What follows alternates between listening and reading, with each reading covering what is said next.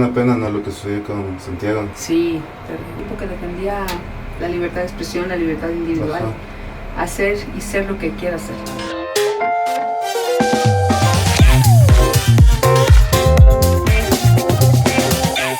Amigos de Equinoccio Digital, bienvenidos a un nuevo Confesiones de Equinoccio, aquí desde nuestra casa, desde el Hotel Ibis, que recuerden está ubicado en la avenida Diego de Almagro, diagonal al Círculo Militar. Pueden venir a hospedarse si nos miran fuera de la ciudad, o también quienes quieran pues escaparse un fin de semana, es una de las mejores opciones. Igual pueden venir a disfrutar de los desayunos buffet, los almuerzos ejecutivos aquí en el Hotel Ibis.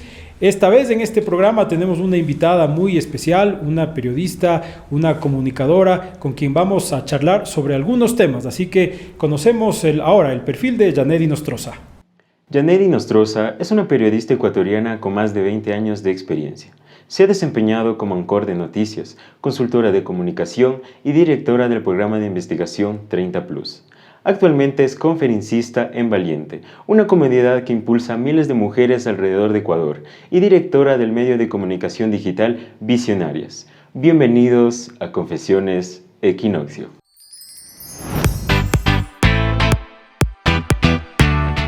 Janet, ¿cómo estás? Bienvenida, un gusto tenerte aquí en este espacio, en Confesiones Equinoccio. ¿Cómo estás? Bienvenida, Janet. Todo muy bien, Héctor, muchísimas gracias. Feliz y contenta de estar invitada a este programa. Qué bueno, muchas gracias, Janet. Hay algunos temas para conversar, pero quizás el más urgente es la situación que vive el país. ¿Cómo ves el país, Janet? Obviamente este es un programa que lo estamos grabando, dada la coyuntura, la dinámica que vive el país, no sabemos qué pasará en 7, en 15 días, pero ¿cómo ves tú al país? ¿Cuál es la solución para estos conflictos que estamos viviendo? Veo complicada la situación del país, principalmente porque estamos gobernados desde distintas instancias del poder de gente sin cordura, sin conciencia, sin responsabilidad frente a sus actos, sin pensar en lo que necesita el país, pensando en sus propios intereses, en su ego. Yo hablo de todos, desde el Ejecutivo, la Asamblea Nacional también no aporta en absolutamente nada, los gobiernos locales tampoco. La justicia promueve más la impunidad que la justicia como tal, y todo eso hace un conjunto de cosas que mantienen el país como está. En el resultado es finalmente un grupo de ciudadanos, o a los ciudadanos que nos toca ver cómo salimos adelante. Uh-huh. Y así lo hacemos. Claro, imagínate si tuviéramos la ayuda de los líderes, ¿no?, de los supuestos líderes políticos de nuestro país. Otra sería nuestra historia. ¿Y ves alguna solución en el corto plazo? Porque ahora puede ser que salga el presidente Guillermo Lasso, o sea, a través del juicio político, puede ser que venga la muerte cruzada y tengamos que volver a las urnas. ¿Ves una solución en el corto plazo? Y esto te pregunto porque uno ve quiénes podrían ser posibles candidatos o los movimientos políticos que podrían liderar el país, como que se mantiene ese nivel de polarización que hay desde hace algunos años, ¿no? La situación es súper fuerte y los grandes perdedores somos los ecuatorianos, porque no tenemos alternativa. Y lo voy a decir con mucho respeto, o sea, tenemos que escoger entre el cáncer, el SIDA y el COVID de muerte. O sea, no tenemos mayor opción. Nuestro futuro político es claramente oscuro, ¿sí? Y te digo por qué. Digamos que se mantiene el presidente de la República en su cargo, porque ya dicen que no van a lograr los votos en un juicio que ha sido absolutamente absurdo y sin piso, poco profesional, lleno de incoherencias y un poco de cosas, ¿no? Y respetando la figura del juicio político, que es una figura seria, una facultad de la Asamblea Nacional, pero que no ha sido respetado como tal. Si se queda el presidente de la República, son 2 años en donde veo mucha convulsión, mucho, traba para que se pueda hacer las cosas que los ecuatorianos necesitamos, ¿sí? Es decir, si tiene iniciativa, no, y si no tiene iniciativa, tampoco. Si viene la muerte cruzada, o si viene una renuncia del presidente de la República, cualquiera que sean las opciones, nadie nos explica qué va a pasar mañana, qué viene después. Yo he hecho varias veces esa pregunta y la respuesta es ya veremos. Lo mejor que podemos hacer ahorita es cambiar, mañana ya veremos. A mí no me satisface esa respuesta. Porque mira, ¿quién querrá en este país lanzarse a la presidencia de la República para ocupar un cargo? 2 años. Claro. Sí, y 2 años convulsionados, 2 años con crisis económica, con crisis política, con falta de claridad, colaboración, con descontento social generalizado. ¿Quién quiere? Entonces vamos a tener que elegir al mejor entre los peores.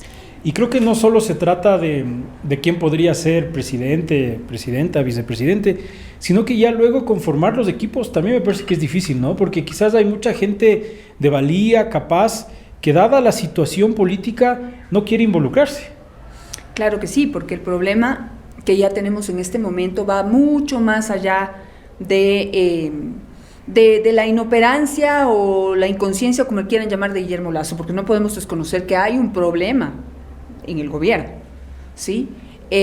Pero más allá de eso, tenemos un problema de corrupción que está institucionalizado y que no va a cambiar con un cambio de presidente.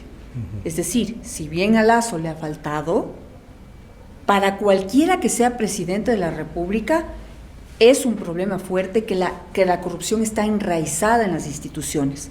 Y lo que necesitan y busca este sistema de corrupción es una cabeza que se adapte al sistema de corrupción. Si no se adapta al sistema de corrupción, le hacen la vida imposible. Y o termina enjuiciado, o termina empapelado, o termina fuera. Entonces, ¿quién quiere ocupar los cargos públicos de esta manera? Sea un ministerio, sea una secretaría, una subsecretaría o una empresa pública, encabezar una empresa pública. ¿Quién quiere hacerlo? Si tiene las de perder. Claro, es complicado. Ahora, uno de los actores dentro de este entramado político son los medios de comunicación y el periodismo. ¿Qué rol, en tu criterio, Janet, han jugado los periodistas, hemos jugado los medios de comunicación tradicionales, virtuales, digitales, en todo este tema de la polarización? ¿Hemos sido víctimas de la polarización? ¿Hemos sido parte de la polarización? ¿Qué crees tú? Yo creo que hay de todo, pero yo siempre rescato el papel de los medios de comunicación. Creo que en medio de sus deficiencias o sus excesos, errores que en algún momento puedan cometer, siempre es mejor un país que tenga una prensa que denuncia, que hace su trabajo, a una prensa silenciada o ausencia de prensa. Entonces, a pesar de que en medio puede haber muchas cuestionamientos a la prensa, yo creo que en el balance siempre nuestro trabajo da más positivos que negativos. Entonces, en ese sentido, hay que apoyar y mantener que siempre se mantenga la libertad de prensa y expresión, que es una ventana que no es para los periodistas, es para la gente honesta, es para la población, para que tengan un lugar por donde decir lo que piensan, decir lo que pasa, decir su verdad. Pero ¿no crees que también en el periodismo hay esa polarización? Es decir, han habido periodistas que sí han tomado parte de, ¿no?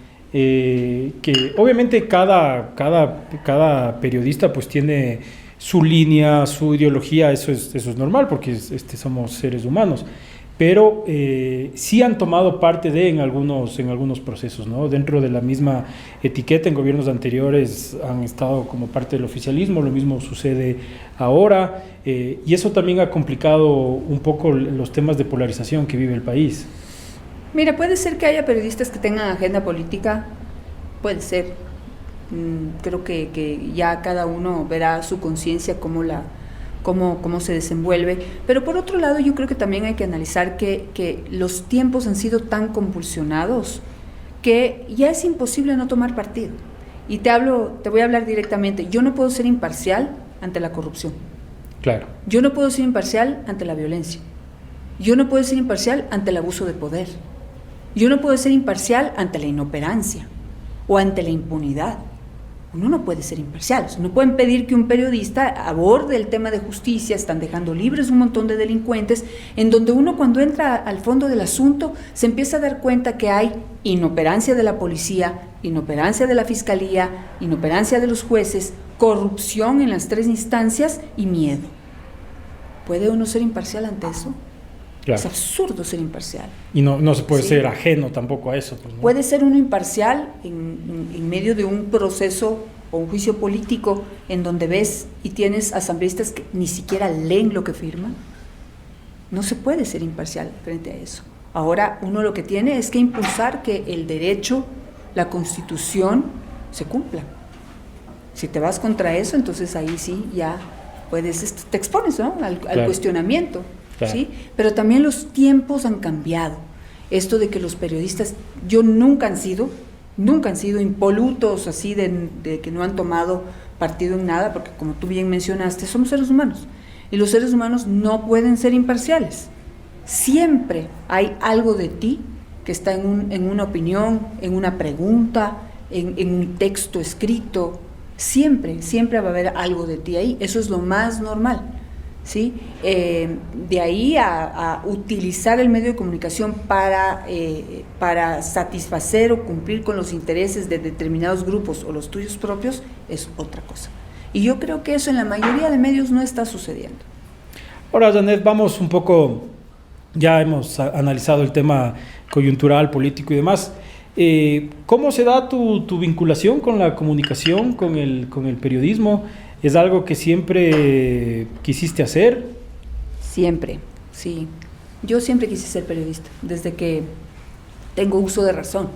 Uh-huh. Siempre me llamó mucho la atención lo que hacían en los noticieros, me interesaba mucho, aunque era muy difícil, lo confieso, era muy difícil antes del periódico. Uh-huh. Por más que uno quería, yo como niña y luego como adolescente, quería como veía a mi padre que leía todos los días el periódico, un periódico además, un comercio que era así, claro, de gordo, gigantesco, claro, con unas letras chiquititas, con unos análisis muy profundos, con un lenguaje muy intelectual, muy técnico, en los distintos aspectos económico, en el político. El lenguaje con el que se hablaba era muy complicado, era muy elitista, uh-huh, ¿sí? Muy diferente al que se maneja ahora. Pero a pesar de ello intentaba leer el periódico, intentaba por lo menos mirar las fotografías y tratar de entender lo que estaba sucediendo en el país, entender los comentarios que hacían los adultos en las reuniones a las que yo podía escuchar, en la que asistían mis padres o mis tíos o mis familiares, y siempre me llamó la atención eso de poder estar en primera fila, ¿sí? Allí, en el lugar de los hechos, y poder tener esta gran oportunidad de contárselo a los demás. ¿Pero tuviste alguna influencia o es un tema que te nació a ti? Yo creo que fue un tema muy personal, pero después sí empecé a tener mucha influencia cuando ya empecé a pensarlo ya mucho más seriamente. Empecé en el colegio a pertenecer a los clubes de periodismo y todo. Mi mamá es prima hermana de todos los Espinosa Los Monteros. Entonces ahí está don Alfonso, que claro, ha sido un gran ejemplo, inspiración, influencia para todos. Imagínate, yo teniéndolo ahí tan cerca también, evidentemente fue una persona a la que yo siempre admiré mucho, pero estaban Gabriel, estaba también Renato, estaba en esa época también estaba Francisco Herrera Luna, que era cuñado de los Espinosa Los Monteros, pero que también estaba metido en el mundo de la comunicación. Claro. Entonces, claro, sí tenía de cerca personas que estaban en el mundo del periodismo, que eran muy respetados y que también sirvieron como de ánimo, de ejemplo, de impulso. Alfonso me dio mi primera oportunidad. ¿Ah, sí? Así que ahí, ¿En dónde fue? ¿En Ecuavisa? En Ecuavisa, sí. Yo hice prácticas de ahí, apenas empecé a estudiar, tuve la oportunidad de hacer unas prácticas de ahí. Él me dijo, bueno, empieza a estudiar y cuando empieces a estudiar vienes a hacer prácticas acá. Esas prácticas duraron 3-4 meses y de ahí ya enseguida se abrió una plaza de trabajo en TC Televisión. Y ya me fui a trabajar y empecé a trabajar muy, muy jovencita. Mientras estudiaba, trabajaba. ¿Y cómo has visto también el cambio del tecnológico, en todo sentido del periodismo desde que iniciaste hasta ahora, ¿no? También es una actualización permanente, las nuevas plataformas y demás. Claro, maravilloso, maravilloso. O sea, a mí me encanta porque he hecho coberturas con mi celular, algo que antes era impensable, imposible. que Claro. todo sea tan pequeño, ¿no? Cuando yo empecé a trabajar,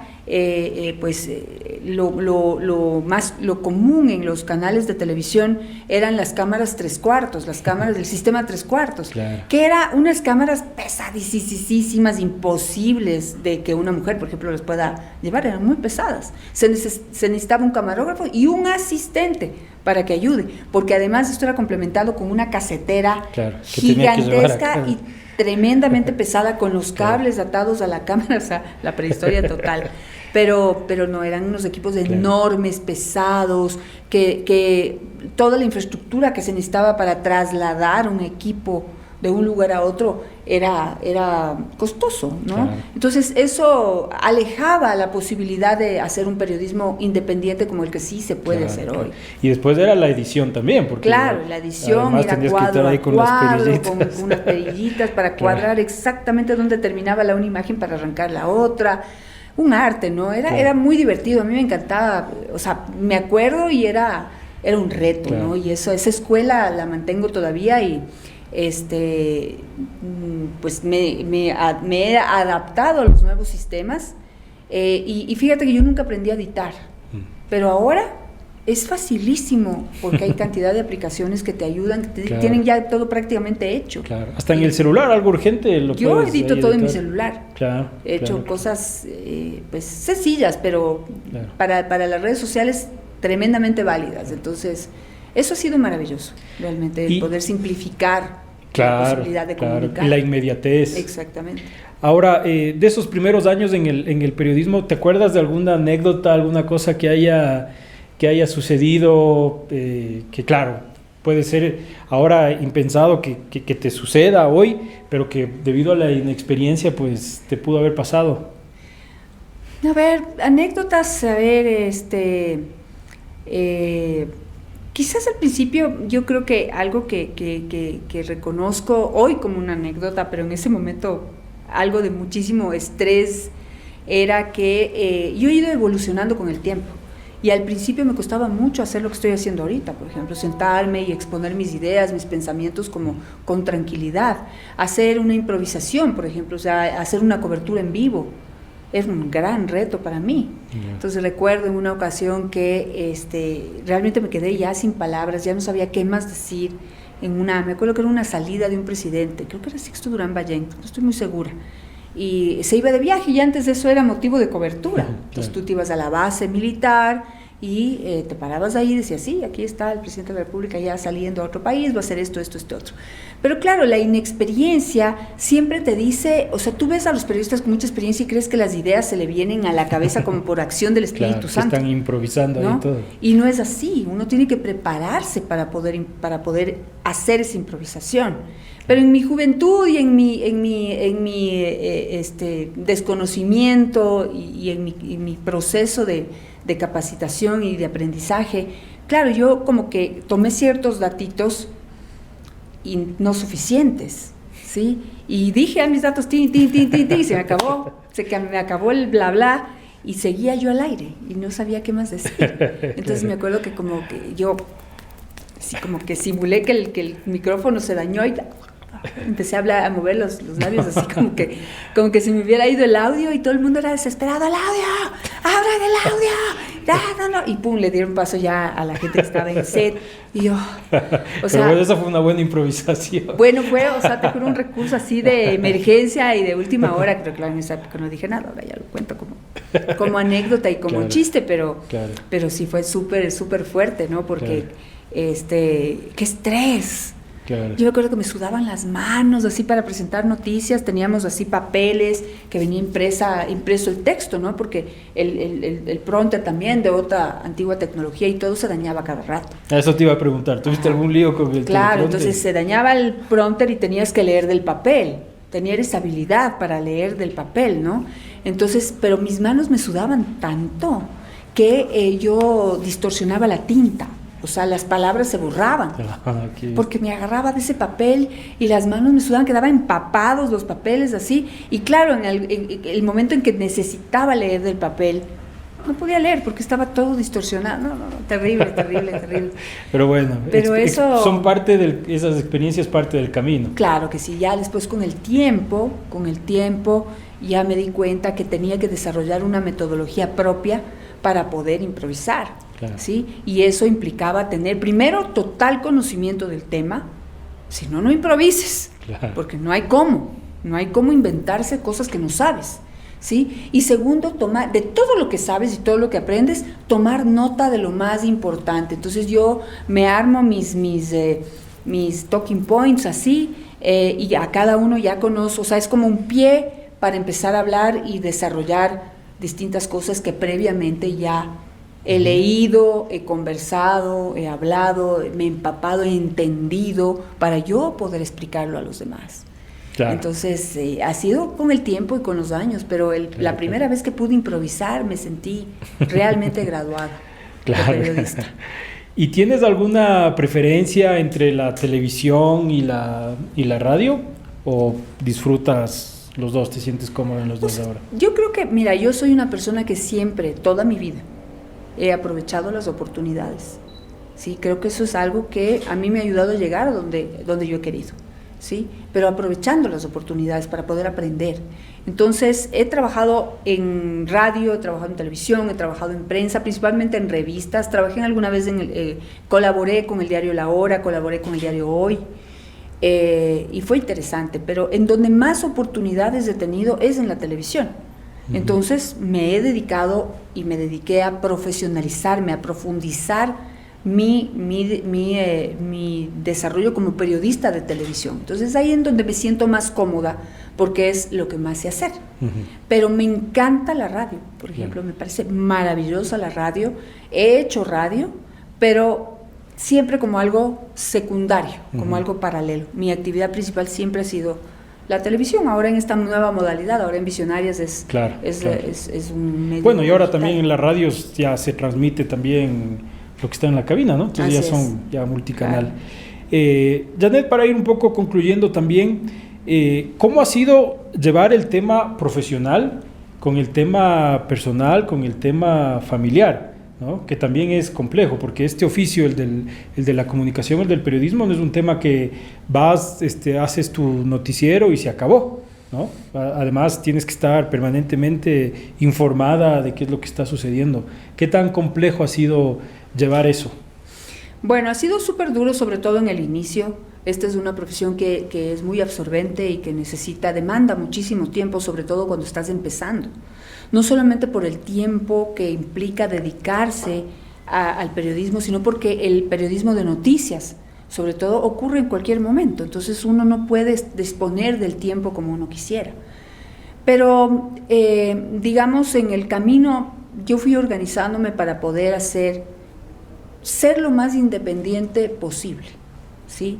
Entonces yo me fui, estuve 14 años, digamos, siendo esclava de esta profesión maravillosa, donde aprendí muchísimo. Viví aquí, viví en Colombia, aprendí mucho, y me sacrifiqué muchísimo. Perdí un matrimonio por eso, por dedicarme tanto al trabajo y finalmente escoger el trabajo antes que la familia. Y lo digo hoy porque, digamos que a pesar de que fue muy duro, creo que fue lo correcto, ¿sí? Pero fue muy duro. Claro, y quien más, o sea, sufrió mi expareja, y también sufrió muchísimo mi hija mayor, y eso me golpeó y me marcó mucho. Entonces yo dije, la próxima que yo me case y la próxima que yo tenga hijos tiene que ser en otras condiciones, y esas condiciones me las tengo que dar yo misma. Entonces yo regresé acá al país y yo ya venía con esta idea de montar una productora y de ser un poco más independiente, con la idea de manejar mejor mi tiempo. Y gracias a Dios las cosas se fueron dando. Yo durante 11 años produje un programa que se llama 30 Plus, claro, que en un momento fue uno de los únicos que hacía investigación periodística. Fue la mejor experiencia de mi vida, realmente los mejores años y de mayor aprendizaje fueron, y de mayor trayectoria, donde más nombre logré fue haciendo ese programa, que era un programa que empezó siendo 3 veces a la semana, después terminó siendo una sola vez a la semana, pero siempre marcó algo fuerte en el periodismo nacional. Y eso claro. me gustó mucho, y ya fue más manejando mucho mejor mi tiempo. Claro, Mucho claro. mejor mi tiempo. Y desde ahí he trabajado en medios, pero no he sido empleada de medios. Y eso me ha ayudado mucho a manejar el tiempo para mi familia y para mí también. Claro, para claro. mí. Que es importante, ¿no? O sea, y a veces esas decisiones son complicadas, pero si uno no hace lo que uno quiere, pues también es el poder compartir con el resto, el estar feliz con el resto, también es complicado. Claro, y ha sido duro porque me ha tocado, digamos, no solamente vivir del periodismo, digamos, del periodismo como tal, sino desarrollarme y aprender otro tipo de actividades. Entonces yo hago talleres, Claro, hago asesorías de comunicación en el mundo privado, digamos, en empresas privadas. Y hago esta aclaración porque no he trabajado para ningún gobierno ni nada por el estilo, que siempre hay, por el periodismo siempre hay un conflicto ahí. Sí, pero en empresa privada no he tenido tiempo y me he desenvuelto muy bien ahí, y de esa manera como complementar, ¿no? Complementar lo que uno finalmente hace haciendo un periodismo más independiente. Claro, claro que sí. Janet, cuando llegaste al hotel, te recibió aquí nuestra producción y te entregó un papelito con, Sí. con unas preguntas. Me dijeron que no abra. Sí, Ya. no me hago responsable, Janet, de esas preguntas, así que si nos ayudas leyéndolas y pues respondiéndolas. A ver, ¿cuál es tu mayor inseguridad? Híjole, sabes que en el tiempo he aprendido a superar casi todas las cosas que me generan inseguridad. Yo era una mujer muy tímida, y con el tiempo he aprendido a manejar esa debilidad y de alguna manera convertirla en una fortaleza. Pero pues, no sé, uno siempre tiene pequeños miedos, y quizás la soledad, ¿sí? Yo soy una persona muy independiente, pero tampoco me gusta estar sola. Claro. Entonces, el cometer errores que te induzcan a terminar solo en la vida me causa mucho temor, ¿sí? Y algo de inseguridad. ¿Cuál es el rumor más extraño que has escuchado sobre ti? El rumor, a ver, déjame pensar. Alguna vez alguien no sé, me decía que yo tenía cáncer en un ojo. Así. ¿Sí, de dónde sacaron eso? No tengo idea. Eso es como el rumor más extraño. De ahí rumores que dicen cosas falsas. Bueno, los ataques. Todo lo que quieran. Sí, diario. ahora más, desde que existen las redes sociales, Claro.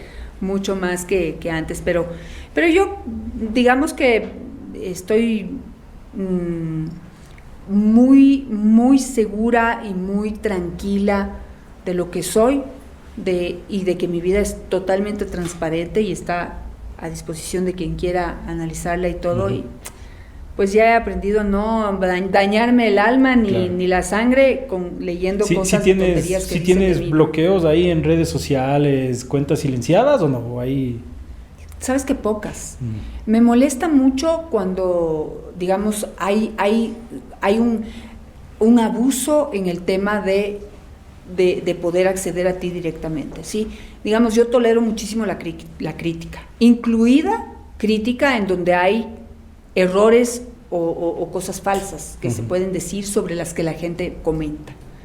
Pero cuando hay insultos o cuando hay ataques ya que pasan un nivel de tolerancia, pues sí, chao. Claro. Creo que es lo más sano, ¿sí? Pero fíjate que en medio de todo son pocas las cuentas que yo tengo silenciadas, muy pocas. La mayoría he aprendido a lidiar y a tolerar eso. Claro, claro. Sobre todo la seguridad que dices también tener, ¿no? Porque si hay personas a las que les afectan, ¿no? Leer tanta. Y no es fácil. Claro. Sí, y les doy toda la razón. Claro. No es fácil no sentirse, digamos, afectado de manera, no tomarlo personal. No es fácil no tomarlo personal. Yo atravesé por una evolución, y te digo que he logrado esto porque he trabajado mucho en mí, muchísimo en mí, algo que la gente a veces no le da importancia o no tiene tiempo, Claro. o no conoce. Claro. ¿Sí? Pero yo he tenido la suerte y la bendición de poder conocer gente a mi alrededor que me ha inducido a trabajar en mí misma, por todos estos ataques y también por cuestiones también, por otras cosas personales, o sea, por debilidades personales que en las que uno tiene que trabajar. Claro. ¿Sí? Yo, por ejemplo, en mi vida aprendí siempre a ser muy fuerte, ¿sí? Es algo aprendido. ¿Sí? Yo no era así. Claro. Pero yo me di cuenta que en un mundo tan duro, tan violento, tan machista, de tanta discriminación hacia las mujeres, a mí me sirvió mucho cuando empecé a ponerme brava, ¿sí? Muchísimo. Pero eso, digamos, a la larga, finalmente esas decisiones que te permiten sobrevivir durante un tiempo, en mi caso durante algunos años, llega un momento en que como no es parte de tu esencia, te empieza a incomodar, te empieza a hacer ruido, ¿sí? Y a mí me empezó a hacer mucho ruido que la gente me tenga miedo, por ejemplo. ¿Sí? Yeah. Entonces no me gusta. O sea, colaboradores, dices sí. así. O la gente en general, ¿no? Claro. O sea, como que esa imagen claro. que uno proyecta y todo, de mucha distancia y mucho respeto, pero es un respeto con temor. No me gusta. Claro. Entonces empecé a trabajar en mí por eso. Y créeme que ha sido maravilloso, porque eso de no tomarlo personal las cosas y de buscar la manera de ser mucho más empático con el entorno, me ha dado muchísima paz. Qué bueno. Entonces ahora, pues sí, hay cosas que dicen y no me importan, no me interesan. Si en un momento creíste en Rafael Correa, no, eso sí que... Nunca. De eso sí que me siento súper orgullosa. No, yo sí que nunca creí en él y te digo porque siempre me pareció un poco egocéntrico, ¿sí? Interesante, pero egocéntrico. Y yo creo que uno de los peores riesgos de un líder es dejarse llevar por el ego.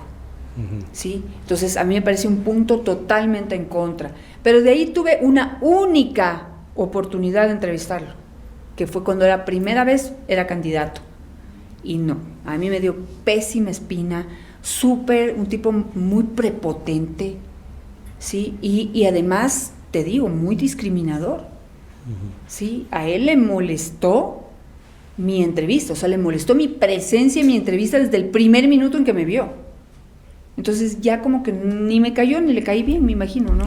De ahí en adelante, mira, jamás en la vida me dio chance, nunca más de hacerle una entrevista ni nada, pero fíjate que esa intuición y esa impresión que me dio desde inicio finalmente se cumplió. Yo sí que te puedo tener el orgullo y la seguridad de decirles que nunca ni creí ni voté por ese señor, ni creeré ni votaré jamás por él en particular, porque alrededor de él hay gente valiosa. Claro, como en todo lado, ¿no? Janet, te queremos primero agradecer, obviamente, por haber aceptado esta invitación y te queremos dar, pues, un pequeño presente con mucho cariño de parte gracias. ¿Puedo ver? Ya sí, por favor, de parte de Equinoccio Digital. El tequila. La próxima es decir. Qué chévere, muchas gracias. A ti, Janet, muchas gracias por haber aceptado esta invitación, como te decimos. Hemos podido compartir con visionarias también algún Twitter Space, así que seguimos con ese compromiso, así que muchas gracias, Janet.